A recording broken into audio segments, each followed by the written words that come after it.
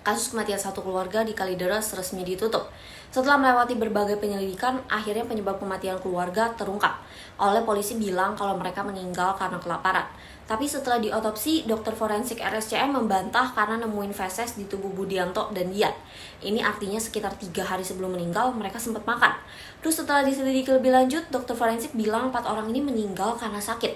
Buat penyakitnya, Rudianto punya masalah saluran pencernaan, Reni Margareta sakit kanker payudara, Budianto serangan jantung, dan Dian gangguan pernapasan.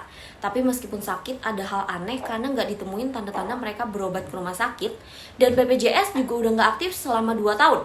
Terus keterangan saksi yang bilang Budianto jual mobil buat pengobatan juga ternyata nggak sesuai. Dari hasil penyelidikan ditemuin urutan meninggalnya pertama Budianto, Reni, Budianto, dan terakhir Dian.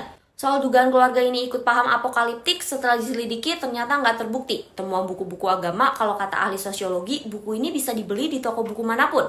Jadi nggak bisa menyimpulkan kalau mereka ikut paham tertentu. Nah, tapi yang nggak wajar itu mungkin kepribadian dan cara pikir para korban.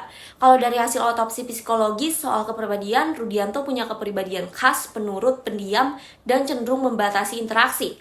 Karena karakter ini, Rudianto pun mengikuti saran pengobatan non-medik. Terus kalau Reni punya kepribadian unggul, pengen dinilai baik dan dominan. Reni nggak punya ide buat bunuh diri, makanya kematiannya dianggap wajar. Buat Budianto, kepribadiannya unik, keras kepala, dan suka hal klinik. Budianto diduga meninggal karena kondisi fisik dan kesehatan yang buruk setelah keuangan habis dan psikologi nggak berdaya. Kalau Dian punya kepribadian khas, suka menekan emosi negatif dan bergantung sama ibunya. Makanya setelah kematian Reni, Dian bangun keyakinan seolah-olah ibunya masih hidup. Terus temuan curhatan pesan-pesan yang ada di ponsel keluarga, tim forensik bilang itu ditulis sama Dian buat menggambarkan kegundahan hatinya soal keluarga dan keinginannya buat dapet jodoh. Kalimat yang ditulis juga nggak ada yang mengarah ke bunuh diri.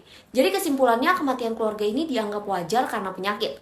Cuma yang nggak wajar mereka menutupi kematian Rudianto. Alasannya sih karena situasi keuangan menipis dan setelah dicek catatan tabungan di Januari ternyata emang menipis buat pengobatan.